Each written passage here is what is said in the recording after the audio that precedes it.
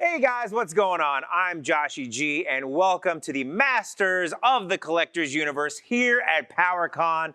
This is our wonderful panel that we have for you guys. Now, obviously, we wish we were there in person, but this is the next best thing. And of course, I have two masterminds of this particular universe joining me today. We have Senior Manager of Project Design at Mattel, Ruben Martinez, in the house. And of course, we have Director of Product Design here at Mattel, Mr. Ethan Wood. What is going on, guys? How are you guys doing today? Super stoked to be here, man. Great. Ruben? Wish we were at PowerCon, but Yeah. you know.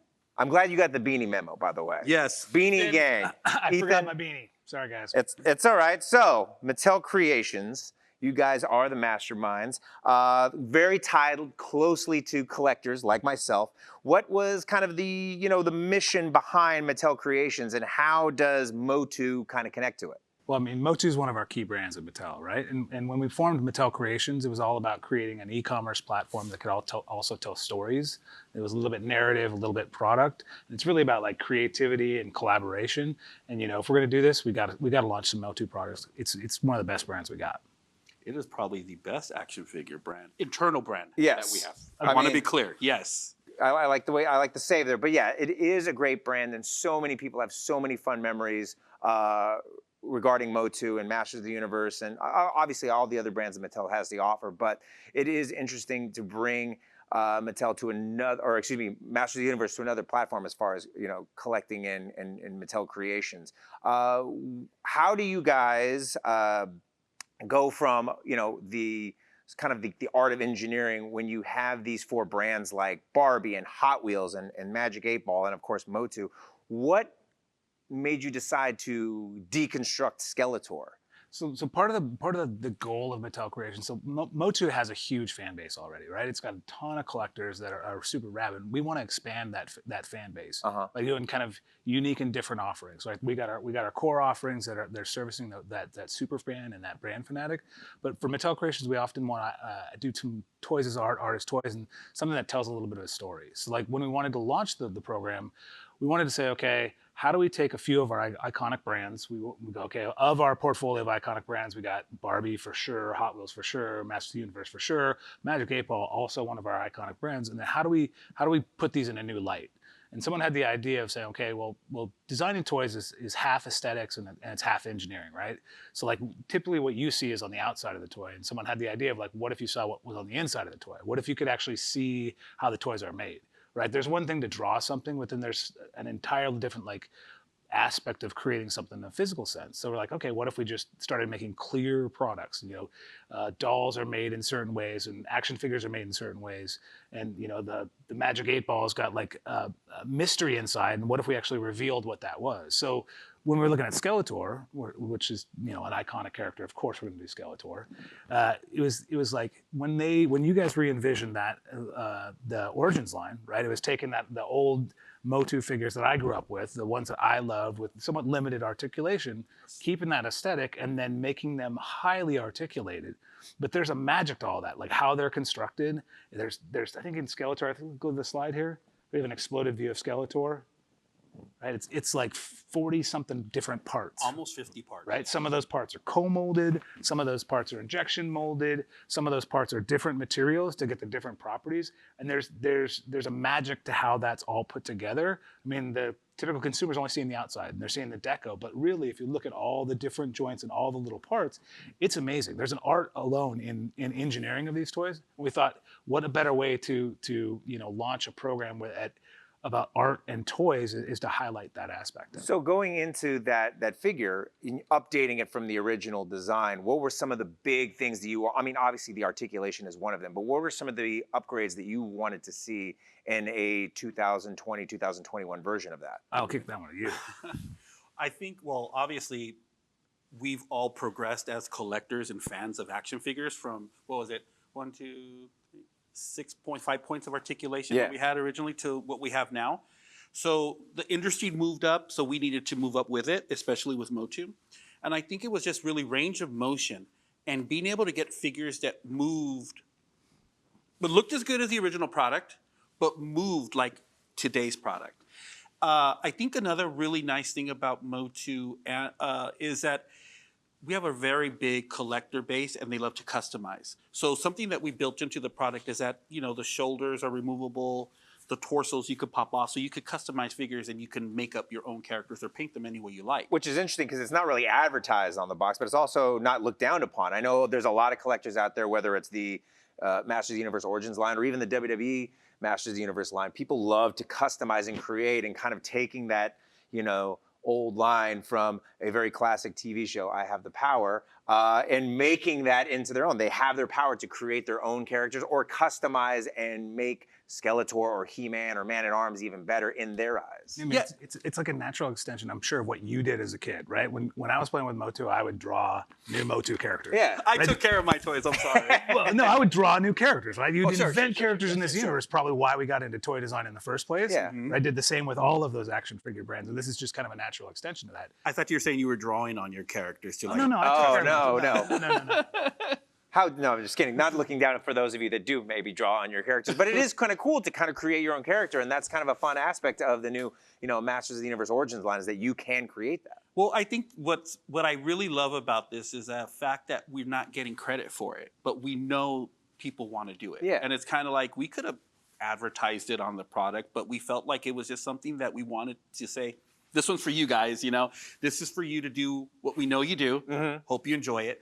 So I think that was something that we wanted to add to the play, and a couple of people really came up with this idea early on, and we just really ran with it. Another thing I think that, other than the articulation and the modularity, is kind of improving visually on some of the characters. Like, we've made subtle changes to sculpts.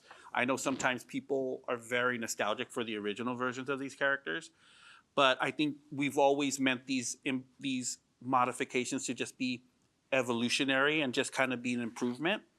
And, you know, I think just really making a really solid product that is appealing to a collector was our ultimate goal. And I think we've done that with a lot of different aspects of our Origins line. Yeah, and then going back to those pieces in the, you know, the deconstruction of the Skeletor figure, outside of being able to interchange certain parts, were there any other updates that you liked? Like, I remember the old ones, they had like the spring-loaded hip. I mean, were there things that you wish they were in there, or things that you took out that were improved upon with a better feature? Yeah, I think the feature, when we had those features, they were for kids. We were kids at the time, right? Yeah. And we were beating the heck out of these characters with one another. We were fighting each other. And now that we're older and more responsible, violence isn't something that we're really into. So, but I think we made a decision that because we wanted to have this customization, we don't fight with our action figures anymore, but we customize them. So we made a decision to say, you know, maybe it's better if we put this into the product, because if we had that feature, it would limit that. Yeah. And we wanted to give the collectors and the customizers as much opportunity to do that. So that was kind of a side effect of having this awesome modularity, was we had to think about how much will our consumer benefit from that feature. Yeah, and if we could look at the Skeletor figure itself, it is a cool, like when people look, or excuse me, think of a clear action figure that you could see through, it doesn't sound very appealing, but you guys made it look so cool. It almost looks like an ice sculpture. What was some of the thought processes and how the design would ultimately look once it got into consumers' hands? In theory, it's a relatively easy exercise. You're like, oh, just mold it and clear. That is complete baloney, right? Because each of those different materials has different flow rates, different temperatures, they yellow, they get different clarity. So it's actually quite a balance of trying to figure out how to counter all of those different manufacturing factors into the result so that all of them look unified. And in certain cases, in some of the interior joints, we wanted to make them opaque white so that you could actually see them. Because if you have a co-molded part with another part and another part inside, and it's all clear, you can't really tell what's going on. And it was kind of that balance between determining, like, making sure that it was clear, but also that you could clearly say what was happening. Some of the tricks we use is, like, if a plastic comes out as yellow, you add just a little bit of a blue tint, and it offsets that. So we try to blue tint certain plastics, and certain plastics have no tint in it. Yeah.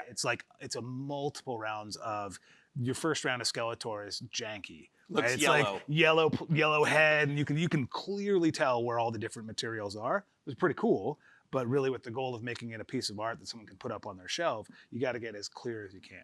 Now, obviously, I'm a huge Skeletor fan, or just a bad guys fan in general. Was there a particular reason why you decided to go with Skeletor, or was there somebody else in mind that you were like, oh, you know what, that might be a cool one to kind of deconstruct and make as a clear, figure? I'm a merman guy. I love merman. I can't There's tell you nothing what wrong with that. I'm sure there's tons of merman fans out there. Yeah, I'm a merman. So, side job. Please put that on a shirt.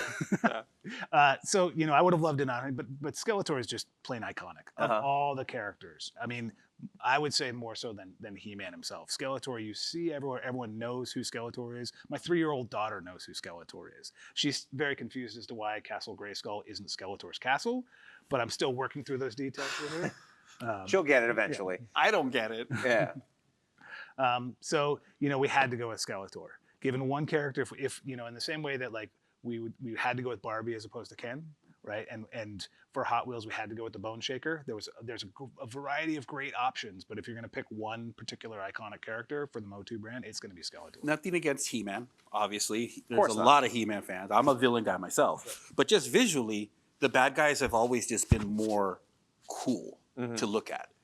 And when you look at something like Clear Skeletor, it's like, that's pretty neat. Like Crystal Skull. Yeah. Come on, it just looks awesome. Yeah, and it's cool too because, like I said earlier, it almost looks like an ice sculpture, and it's such a fun piece if you have, a bookshelf or some sort of, collector's display. It is such a great talking point to look at and see like, oh my God, that's like you said, especially folks that are so fond of nostalgia and 80s pop culture, they see a Crystal Skeletor and immediately their eyes are drawn to it versus, and no offense, a merman or a He-Man. Oh, come on. A merman, Come on. Crystal Merman would be dope. I'm on his side. Yeah.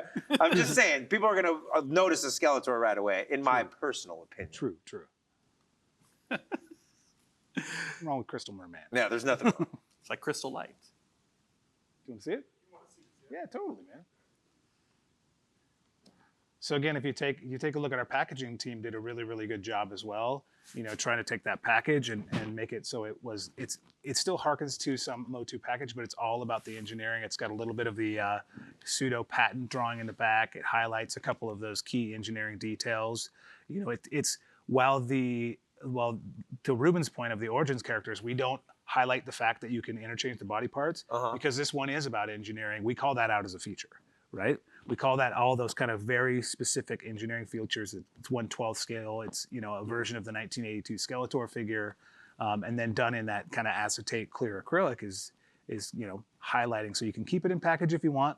Mine personally is out of package and on display. Let him breathe, if you will, right? Yeah. Well, I've got my Skeletor that I play with on the Zoom calls. I'm here and I'm articulating my Skeletor down here and posing him over here.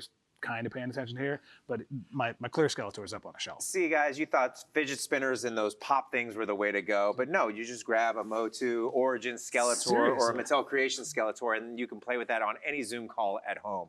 What else I want to check out is the packaging. The packaging is so cool. I mean, that's one of my favorite things, both as a collector, is really, really good packaging, and Mattel Creations has some really cool packaging. It's almost like there's like a blueprint on the back of this. Yeah. So for some of the other packages, we could actually pull the original patent drawings for. So for the clear Barbie, we had the original patent drawing for Barbie. For the Hot Wheels one, we had some patent drawing for a few different Hot Wheels options.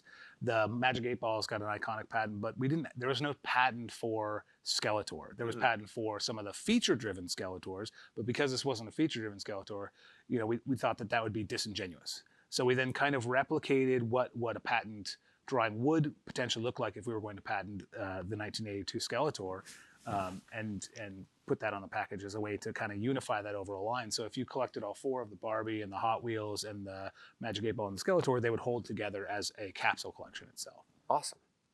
So guys, question, what is the process of working on something like this? Or let's move on to like Shogun, right? What is the process of working together and putting something together like that?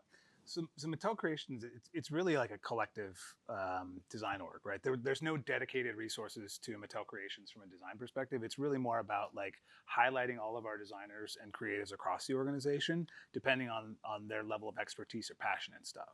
So like if we're gonna do a doll, right? We're going to tap our most amazing doll creators, and if we're going to do a Motu thing, we're going to tap our Motu team, right?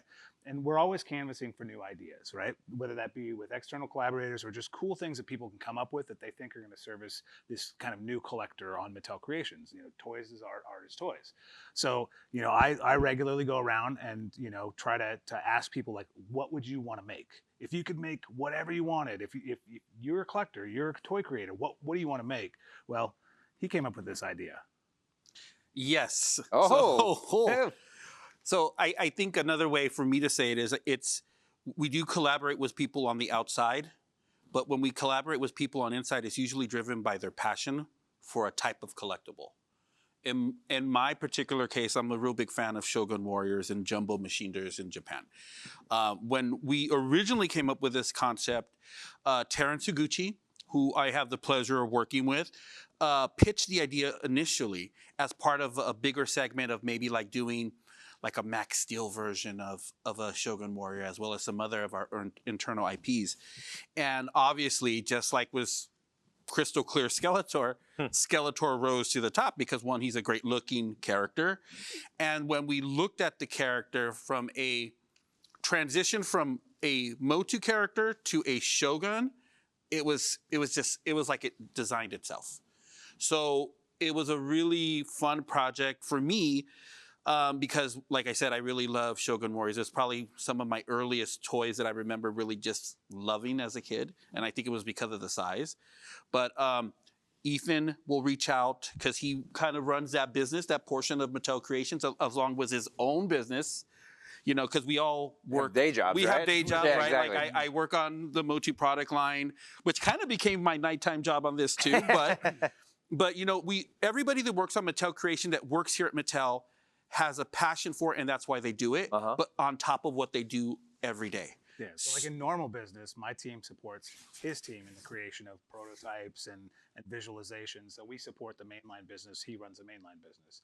For Mattel Creations, I kind of help coordinate all of the internal resources, and he then supports our business with creative. It's give and take. Yeah, it's give and take. It's a collaborative, creative organization full of amazingly talented people. But when it comes to the design of Shogun, right, and like you were saying, you know, back in the day, they were these big giant robots, and I know personally, I never owned one, but they almost like were, very mythical in my neighborhood because there was always one kid that had one, and you wanted it, and now as an adult and as a collector, when this thing came out, I had to be the first one to get it. What was kind of the design and the process behind picking Skeletor and choosing him as your very first Shogun Masters? Well, I wanted Mer-man. I was just going to say, I wanted Mer-man. Like, we were going to do again. Mer-man, but, you know, we got overruled and it became Skeletor, and I guess it's okay. Who says we might not? We may do Mer-man at some point, huh? But no, I think Skeletor is just, he's so iconic. He's like our Darth Vader. I mean, Darth Vader, to use him as an example, very iconic. So Skeletor, very iconic. And like I said, in terms of designing a character that would really mesh well into the Shogun mythos and design language, it just worked. So it was a really easy transition for us to make that happen and have Skeletor become a Shogun Warrior. Yeah, I mean, all it took was one sketch and you go, okay, I get it, right? And again, it's the combination of the color palette, and you can kind of boil him down a couple key elements, imposing size, and everyone goes, oh, I get it. Because I also loved Shogun growing up. Never had one. Yeah. Kid up the hill had one, right? There was always that kid up the hill. I had it. I had many. You were the kid up the hill. You were the kid up the hill. I was the reason you couldn't get them. Yeah. Exactly. Sorry. And there's something about Shogun Warriors, like you didn't have to know the story. Like I didn't know the story growing up, didn't know Mazinger Z, wasn't that deep into it, but I knew exactly how to play. It was a giant robot.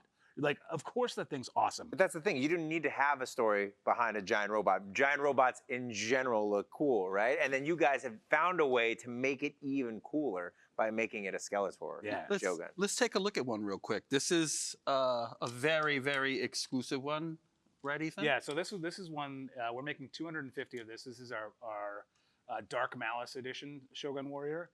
It's a black on black version of Skeletor, and then we've got a gold on black version. This should be available on Mattel Creations right now, if they're not sold out.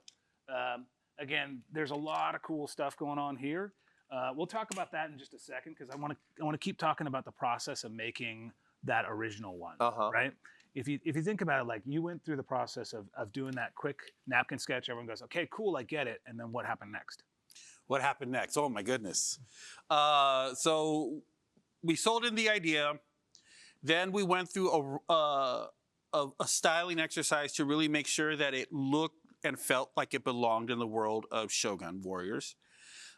We then had to sell it in. We have to sell everything in here. We do. Sometimes we fight really hard for stuff that we're very passionate about. And I think Mattel Creations is a really good example of the things that we're passionate about. Was this something that you fought very hard for? This is something that you believed in? I think I fought for it as much as I possibly could. Yeah. And I know Ethan did a lot of fighting too. Absolutely. And it was a lot of convincing people because it's so not what you see in the toy aisle anymore. You know what I mean? And I know other companies have done versions of large-scale robots inspired or mashups in the past, and they've been nice, but they're few and far between. So it's hard to get people to support something if there isn't something that you could base it off of. Yeah.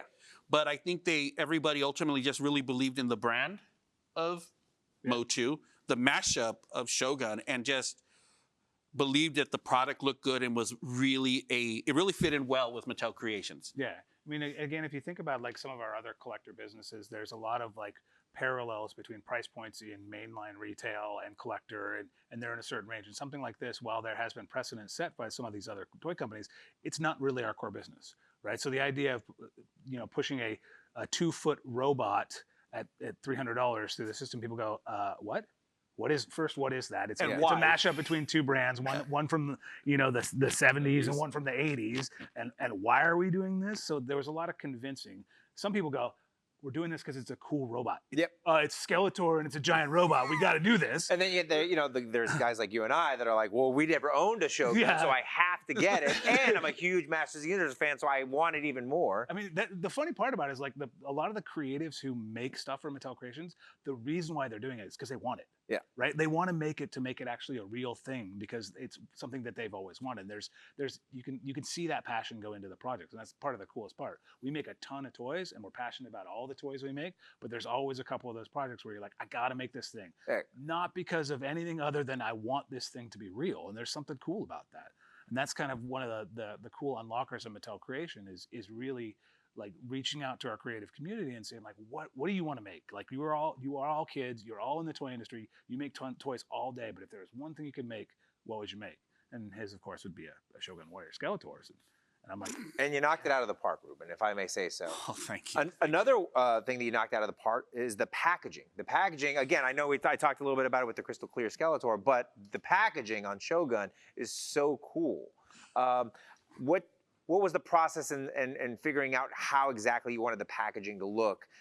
Did you want to go retro, as in the way the old Shogun Warriors used to look, or did you want to kind of update that? So to be 100% clear, Mike Petrosky really handled a lot of the graphics and the look of the product. And what I want people to understand is that what he did was he meshed the Mattel version of the smaller scale die-cast figures that we did and blew it up for our large scale. Like the back panel artwork on the Shogun box is almost exactly what we did, and it's just for the 5-inch scale stuff. And it was those details that I really loved, and any Shogun fan just picks up naturally. It was the first thing I noticed. But from an artistic standpoint and from a character visual, I came up with a couple options, and we presented it to the team, Ethan and Mike and everybody, and we kind of voted on it. And we ended up going with the more up angle shot of Skeletor, very majestic. And I did a rough drawing for it, and then we had our art team render it up, and then Mike did a great job art directing them and just pulling all the assets together to create that really beautiful package. And what I love best about it is just the box is huge. The box is huge. He's telling a little bit of a rosy story about that entire thing. The box is huge, but it's also, in a way, a piece of art. You don't want to throw that thing away, right? Whether you take it out of the box and you display it, you don't want to throw that box away just because the artwork is so cool. It's massive. I remember when we first got the pre-production samples, it was in my garage, way on the other side of the garage, right? So I'd be on Zooms and people would see the package in the thing, and in their head it was Yeah, it was like about that right? big. Then I'd go, okay, let me go walk over there, and I'd walk over there, and the package would get bigger and bigger as I walked over there. It was like one of those magic rooms. Yeah. And then you take the whole thing down like this, and people go, oh, it's that kind of big, right? Yeah. Yeah, but again, you could see it. It's just such a cool figure. And again, another fun talking point that Mattel Creations has kind of made for the collector, whether it's displayed or on a shelf or on the floor, you look at it and your eyes are immediately drawn to it, whether it's the black on gold or the original purple and blue Skeletor. I mean, it's just such a fun piece that draws your eyes to it. You mean the one we couldn't find a sample to because they're hard to come by? Exactly. Right. Yeah. It's fun. Like in Mattel Creations, in the same way like we ask all of our creatives, whether that be product designers, sculptors, or whatever, to come up with ideas. What do they want to make? We try to give those same guardrails to our packaging designers too, right? So Mike Petrosky working on this package. What do I want to do? And on some of the other projects he's working on, it's much more elaborate structures and things like that. But because the Shogun Warriors were sold, in that original pretty basic form, he wanted to stay true to the form of that. And he was like, oh, how can we come up with a good hook for this package? And we were like, well, what if Ruben didn't do the art? Hey, let's make Ruben draw the illustration as well, right? Calling up Ruben, hey, Ruben, I know you're busy doing that whole mainline thing, but can you sketch up some stuff? Or he's just fine. Yeah, they're just big fans, Ruben. Couple sketches in, he's like, okay, cool, and then we get the juices flowing. It's all good. Yeah. So it's a fun project. The box is so big, I'm thinking about being buried in it. That's how big it is. Hey, you could. That's how big it is. Now, again, we talked about Mer-man, but are there any possibilities that maybe another character could be made into a Shogun Warrior? We could have a couple things in the pipeline. Oh, right? I mean, of course, we've got our color variants going on right now as we speak, but we've got some things in development. We want to bring up that slide. Oh, which one? Who could it be? I have no idea who could. Well, let me ask you. We already know that you would like it to be Mer-man, but yes. Would there be a second choice? Because I have my personal favorite, but I want to hear, Ethan, your favorite. I would. It's either Mer-man or Beast-man, followed by Trapjaw. I'm a villains guy too. Oh, as your personal choice, but Mer-man's not on the slide. But he's in my heart. Okay. I know who it is. He knows who it is. We want to do more, and I think given the success of the initial launch of Skeletor, and hopefully, I'm almost positive the success of these items, I think the appetite's there, and now we have less people to convince on how good this could be. They took a chance, and I think we delivered a really nice product, and it seems to have garnered a lot of positive responses. So now we have a little bit, we have a little bit of credibility, so we could ask for more. A little bit of stroke, if you will. Who would you want? My Shogun master would probably be Scareglow. Right, ooh. I'm a big Scareglow guy. Again, I'm a big villain guy, so any of the villains. And what's so cool about these figures that we didn't really even get to talk about is if you put them next to like a Masters of the Universe origin figure, it's just so imposing, right? It's just kind of, we've seen toy photographers make some really cool, fun pictures, and it would be really cool to see a giant Mer-man, a giant Scareglow, having to combat a He-Man or a Man-at-Arms or a Tila. So again, I think the villains always kind of find fun, sneaky ways to try to overtake a hero, and I think that would be a fun way of doing so. It was really inspiring to see what the toy photographers did with this, right? Yeah. All those photos were amazing, and you'll actually see that kind of some of that inspiration be reflected in the assets for these. So I think we've got on our website a picture of He-Man being held by his foot by this big Skeletor. I remember being in a pre-production meeting, I've got one of these things, and with an origins figure, I'm like, what if we did this? I'm like, well, we could take the foot off and we could glue this here, and it looked like he's holding there, or I put Skeletor on his shoulder like Skeletor's directing him. Yeah. There's some cool stuff. I mean, for the next character, I want to hear who all of you in the virtual audience would want next. So please email Ruben. Yeah. No. And he'll filter those out to me. And we already heard you. Mer-man is a big fan favorite around here. Yeah. But it is cool to see people that are inspired by their childhood. They're inspired, especially artists, right? Inspired by their childhood, inspired by some of their favorite things growing up. Obviously, we're talking about Masters of the Universe. Be inspired to create pieces of art. And another, really cool thing that you guys did was your collaboration with the Japanese artist Madsaki. And how did that kind of come about where, you're now taking somebody who doesn't necessarily work for you guys, and now he's creating something, and you guys have to all kind of come together as a team to bring a piece of art into people's homes. Yes, I mean we've talked a lot about so far about like us reaching out to our internal creative community and being like, hey, what do you guys want to make? Mattel Creations is as much about working with external collaborators. Everyone's got a creative voice, but we want to see how that creative voice is then applied to our IP, whether that be Barbie, Hot Wheels, Motu, and all of our other portfolio. And in the case of Madsaki, just wonderful guy. First off, my really good, one of my greatest friends in the person, Andrew Goodman, brought him into. You're friends with Andrew Goodman he's too? an amazing. That guy is.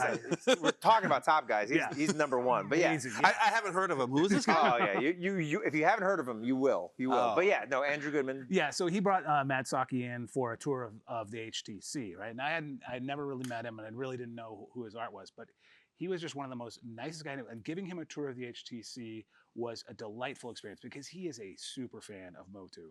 You know, his story is that he learned English by watching the old cartoons, right? And he's super passionate about it. And we walk him around our design center, and everything he saw was Motu. He's like, oh my God, this is the coolest thing in the world. It was literally like a kid in a candy store, right? And we were giving him some comics and giving him a bunch of stuff.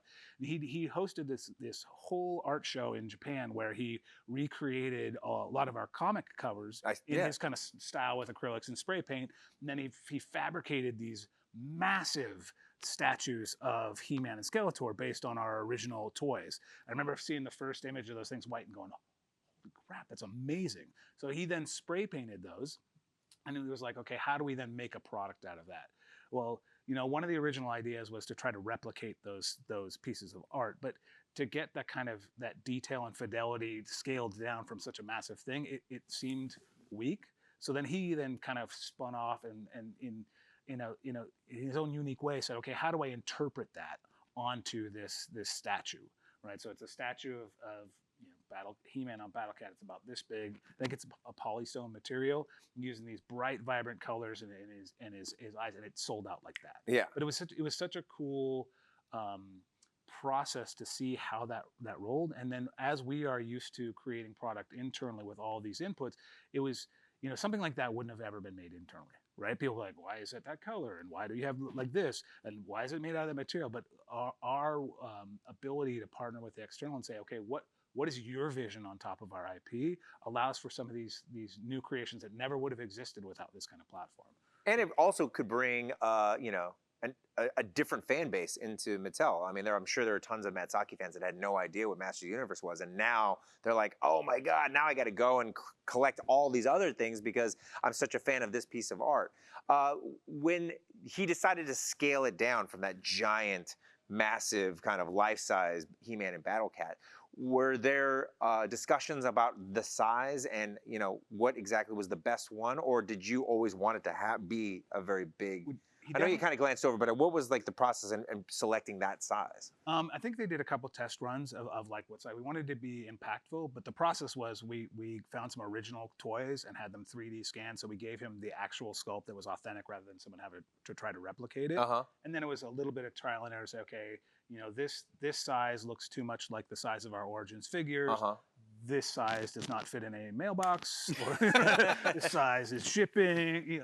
But that kind of size is still kind of a central, like impactful art piece, right? That has heft to it when you hold it. It's very, very solid. It was packed out with white gloves. Which was another cool feature. I mean, again, I know we talked about the packaging a lot here, but that was just another, again, example of Mattel Creations coming up with a way of ensuring that this, statue, this collectible, also was encapsulated with a really cool box and a really cool kind of like a certificate of authenticity, and then the white gloves was such a fun. Even the manufacturing was another example of collaboration because we worked with our good friends at Network to help kind of shepherd that product through. They gave us a few touch points. Our CP group started working with Madsaki directly on the package. So again, it was this collaboration between Network, Madsaki, ourselves in different ways to create than we normally create things, and in the end resulted in a beautiful piece of art.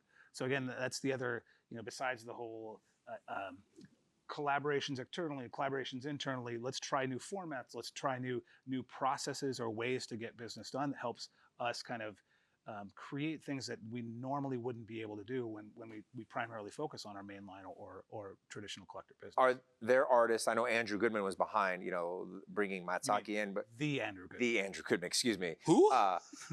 Yeah, Andrew Goodman was in charge of bringing Madsaki in. But are there artists that you're fans of that you would love to see their take? Absolutely. We're working with a few of them now, but there's several artists I would love to work with. Got to keep a little bit of those in the wrap. Oh, okay. All right. And then Go ahead, I'm sorry. Well, I was just going to say, we talked about Crystal Clear, Skeletor. Obviously, we have Shogun Master Skeletor. He-Man was, and Battle Cat were the spotlight was on them, but there was no Skeletor, no Panther.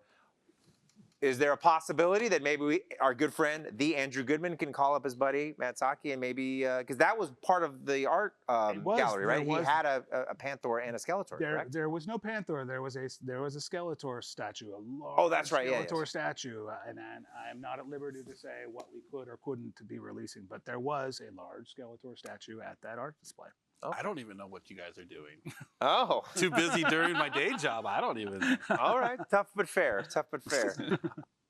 Well, thank you, PowerCon, so much for joining us. But you know what? Before we go, Ethan, I'm gonna beg you now. I'm gonna beg you, please, just tell the fine folks at PowerCon who the next Master Shogun is going to be. I really want to trend on He-Man Twitter. I cannot tell you. It is. I am. Come on. There's no possible way that I could tell. We're super stoked. It's He-Man. It's going to be awesome. Oh, yes. It's going to be great. Ruben, thank you so much. Beanie Bros. Woo! I knew he would come Yeah, through. I forgot my beanie. But no, seriously, guys, it's been a pleasure. Thank you so much, Ethan. Thank you so much, Ruben. And thank you, PowerCon, so much for joining us. I had a blast. It's been such an amazing talk with these gentlemen, and what a great time to be a Motu fan. Don't forget to follow us at Masters and at Mattel Creations for all the latest news and drops, and we'll see you guys very, very soon.